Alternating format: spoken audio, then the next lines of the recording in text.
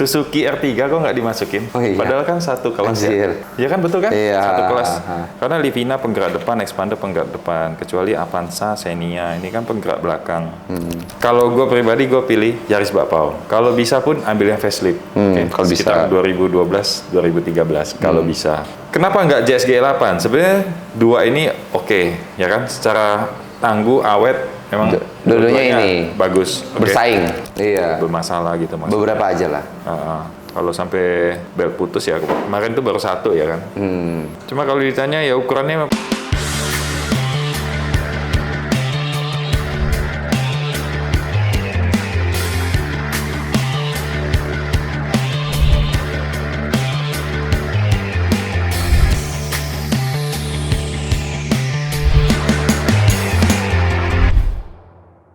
Balik lagi di channel YouTube Domo Transmisi di Obsesi, obrolan seputar transmisi episode 72.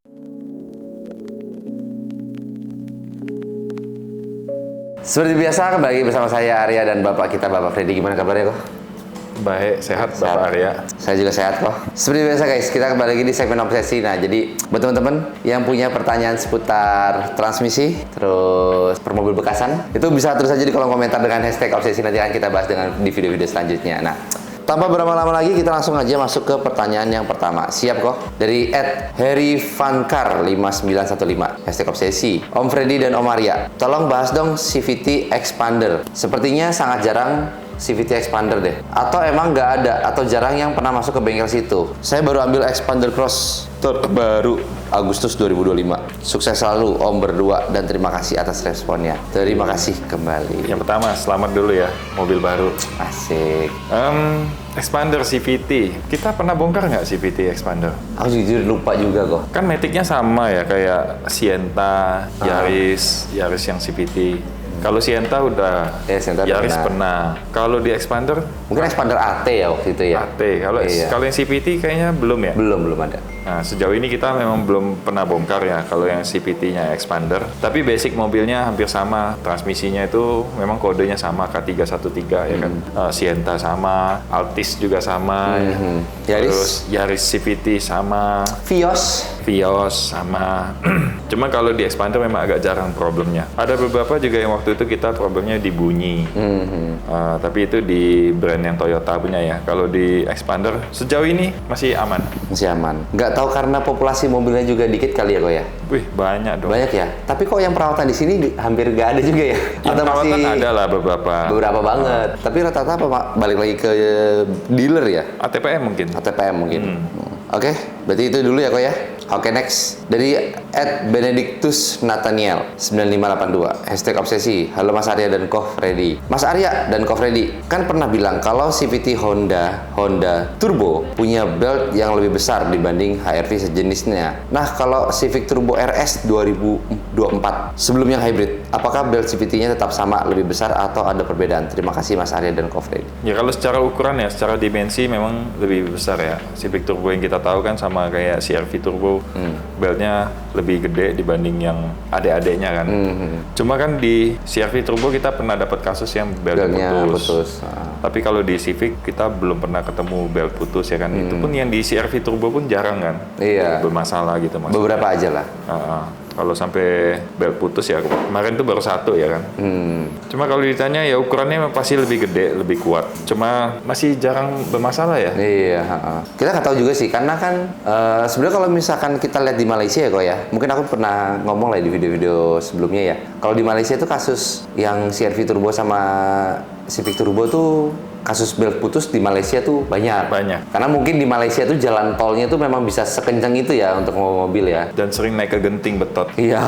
Nanjak. Itu jadi track kalau arah-arah ke genting ya kan. Nah, tapi kalau di Indonesia ya jalan bisa sekencang apa sih ya kan. Masih kuat lah beltnya lah. Oke, next ya kok ya. Dari @galuh_pasyak hashtag Obsesi. Maaf mau nanya. Wih, kenapa ya orang-orang suka kayak gitu ya? Maaf mau nanya. Sopan banget ya. Punya budget 160 juta. Mending Nissan Livina L manual 2019 atau Grand Avanza atau Xenia manual. Dari segi kenyamanan, mengingat Expander manual masih di atas 170 juta secondnya. Terima kasih, salam sehat selalu. Expander kayaknya ini ada kan ya kok ya 150 juta ya? Ini berarti senengnya manual. dari yang di compare Livina manual, Avanza Xenia manual, ya kan, terus Expander juga manual. Kalau yang manual rasanya kan tipe Exit ya, Exit itu harusnya dapat loh, gak nyampe 170. Iya, masih banyak kan expander Iya. yang di bawah itu. Yang manual kan ada GLS, ada Exit. Harusnya coba cek lagi deh. Expander tuh masih dapat loh. Maksudnya di bawah 170 juta. Masih masuk budget dia. Kok ini di sini lupa tulis satu ya? Apa tuh? Suzuki R3 kok nggak dimasukin? Oh, iya. Padahal kan satu kelas Anjir. ya. Iya kan betul kan? Iya. Satu kelas. Karena Livina penggerak depan, Expander penggerak depan. Kecuali Avanza, Xenia ini kan penggerak belakang. Mungkin R3 bisa jadi pertimbangan. Kalau ngomong nyaman, Expander tentu lebih nyaman dan R3. Tapi sebenarnya Nissan itu mesinnya lumayan loh kok. harga jualnya agak jatuh. Iya. Terus terang ya, Livina terus terang agak jualnya mungkin stok baru pun masih melimpah banget loh, terus harganya di diskon-diskon. Oh iya. Iya, Suzuki R3 bisa jadi pertimbangan sih sejauh ini. Soalnya gue punya satu juga sampai hari ini masih gue pertahanin. Iya, Mau Suzuki dijual ya. sayang. Oke lah, berarti next ya kok ya. Next. Dari @Angelo Azrael. Hashtag obsesi. Dirko Freddy dan Kang Arya izin tanya. Saya pakai mobil Toyota AT. Kenapa ya? Di buku manual tidak ada disarankan harus ganti filter matic di kilometer berapa. Saya cari di buku manual tidak ada anjuran ganti filter matic. Lalu pas saya tanya di bengkel resmi dekat rumah, katanya belum pernah ada Agya yang ganti filter matic. Apakah menurut manual bengkel resmi filter matic atau oli strainer itu long life maksudnya? Terima kasih pencerahannya. Dari Ariel Tangerang. Wih, Ariel. Kalau aku jawabannya, aku kalau ditanya ini aku ada satu jawaban kok. Oke, sebelumnya kita mungkin bisa kita ngulik-ngulik dikit ya soal filter matic ya. Filter matic kan ada dua jenis. Ada yang bahannya plastik, dalamnya modelnya kayak paper. Ada yang dia full metal, sampai ke strainer yang di dalamnya yang saringannya juga metal. Iya, kayak punya Innova lah. Nah kalau yang paper ini kan ketutupan itu gampang kesumbat. Iya, dia kayak filter mesin ya. Iya. Terus kalau yang satu lagi yang full metal ini kan sebenarnya celah-celahnya agak lumayan gede nih. Bisa jadi memang kalau yang full metal itu penggunaannya bisa lebih lama dibanding yang modelnya paper ya kan. Kalau yang paper ini kan gampang kesumbat, Gampang mampet. gampang mampet ya kan. Jadi kalau secara logika gesekan di dalam transmisi itu pasti menghasilkan residu. Kita lihat aja di magnet bak oli Iya. suka ada hitam-hitam gram, ya kan? Gampang kesumbat. Jadi kalau ngomong untuk dipakai long life itu nggak tepat sebenarnya, ya kan? Cuma mungkin kalau di ATPM memang nggak jadiin SOP untuk penggantian. Alasannya kenapa? Tanya di sana deh, ya. Kita juga bingung jawabnya, ya kan? Karena itu kan ranahnya ATPM. Nah, kalau misalkan aku ditanya ini kok, aku punya asumsi ya, asumsi jawaban. Mungkin kan kalau di Jepang itu kan mobil 5 tahun sekali potong ya. Ya mungkin metode tersebut diterapkan di Indonesia. Sedangkan kalau Indonesia marketnya adalah mobil itu bisa dipakai sampai 20-30 tahun gitu kan. Kalau menurut aku sih kayak gitu, tapi nggak tahu. Makanya di sana kan banyak tuh barang-barang dari sana kan yang masuk ke Malaysia, Singapura ya kan. Masuknya pun bisa mobil utuh loh. Bisa utuh ya? Iya, jadi dari Jepang sudah second, negara lain yang mau beli boleh. Boleh ya. Masuk. Nah, cuma regulasi di negara itu balik lagi yang Iya, yang beli bisa. ya, yang terima itu bisa apa enggak. Kalau di Indonesia kan kayak mesti masuknya half cut deh. Half cut ya, potong ya. Potong. Nggak bisa kalau utuh, nggak tahu ya. Tapi kalau ada channel jalur yang bisa Yang langsung. bagus ya. Oke, next ya, Pak ya. Dari @fajarifai 6875. Anjing ini yang nulis nih. Ini orangnya nih. Nama gue. Hashtag obsesi Sugeng Enjing Mas Arya dan Mas Freddy anjay. Sugeng Enjing bukannya bahasa Sunda ya? Lu nanya gue, kan lu orang Bogor, Sunda. Iya, harusnya kan Sugeng Enjing Kang Arya Kang Freddy. Nah, ini Sugeng Enjing terus Mas Arya Mas Freddy, ini Jawa Mas Sundanya digabung nih. Minta saran. Dia perbatasan. Perbatas. Oh, Cirebon. Cirebon. Minta saran untuk mobil matic pertama, lebih baik pilih Yaris Bakpao, Jazz G8 atau Brio Gen 1. Nah, jadi buat teman-teman nih yang punya mobil Yaris Masuk dia. Bakpao yang kalau bisa facelift, terus yang diutamakan pemilik pertama ya, ini gue lagi nyari nih satu unit mobil Yaris Bakpao nih, tapi bukan buat gue, jadi buat teman-teman yang punya Yaris Bakpao terus mau dijual tahun pertama, silahkan hubungin admin, nanti ya gue sortir lah unitnya yang cocok yang mana. Nah ini kok, menurut kau apa nih mobil yang recommended? Kalau aku tim Yaris Bakpao. Sama. Kalau boleh saran sebenarnya di antara 3 pilihan ini, kalau gue pribadi gue pilih Yaris Bakpao. Kalau bisa pun ambil yang facelift. Kalau Sekitar bisa. 2012, 2013 kalau bisa. Kenapa nggak JSG 8? Sebenarnya dua ini oke, ya kan? Secara tangguh, awet, Memang Dua-duanya ini bagus. Oke. bersaing.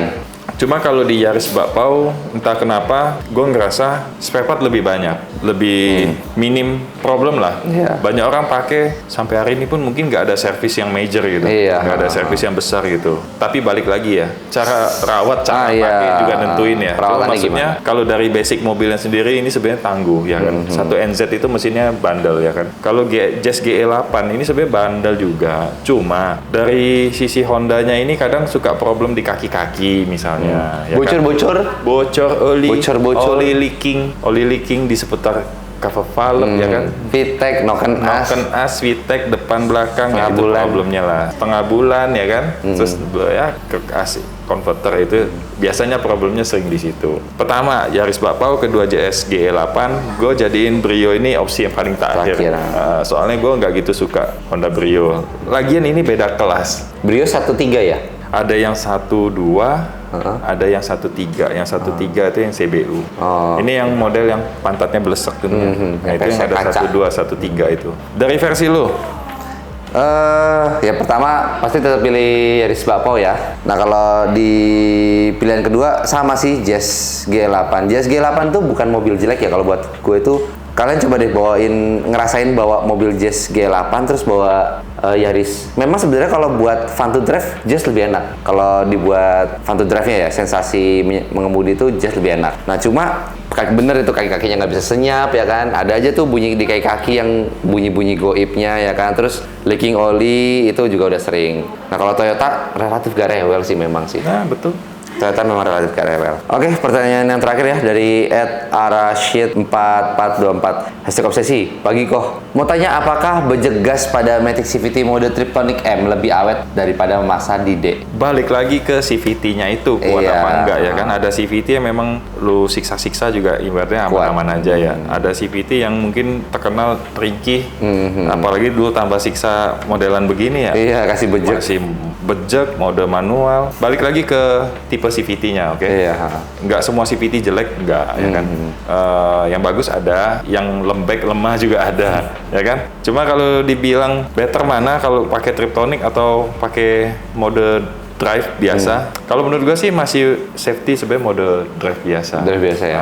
Karena biarkan CVT-nya yang menyesuaikan sendiri ya. Betul. Tapi balik lagi ke tipe CVT itu. Ada tipe yang kuat, ada tipe yang mungkin agak ringkih, ya mobilnya yang mana ini kan kita nggak tahu ya. Cuma pertanyaannya bejek. Cukup ya kok untuk video kali ini ya? Cukup. Kita udah ngetek cukup lama. Oke lah, paling segitu aja untuk video kali ini guys. Kalau buat teman-teman yang ada kendala mobil Matic bisa langsung hubungin admin aja di nomor di deskripsi. Itu kita udah ada di Jabodetabek. Nanti itu teman-teman akan diarahkan ke Domo Transmisi yang dipegang Saan 2 Kelapa Gading. Terus buat teman-teman juga yang tinggal di daerah sekitar Bintaro, kita juga udah ada Domo Transmisi Bintaro. Terus untuk Bandung kita udah ada juga di Padalarang. Dan terakhir kita Jawa Timur kita udah ada di Surabaya di Domo Transmisi Lontar. Udah, paling segitu aja untuk video kali ini. Kita ketemu lagi di video berikutnya, oke? Jangan lupa like, comment, dan subscribe di YouTube Domo Transmisi dan juga jangan lupa untuk follow Instagram dan TikTok kita di Domo Transmisi. Domo Transmisi, dokternya Matic.